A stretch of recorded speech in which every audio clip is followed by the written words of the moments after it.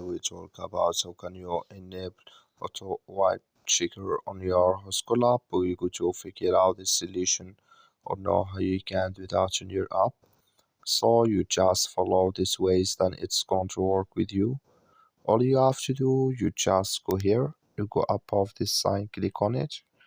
So then it's going to show for you a list like this. Then all you have to do now, so you just click here on wipe checker here, just click on it. Then you come to next step here, it's going to show for you like this. You come here to auto wipe checker, just click here on enable now.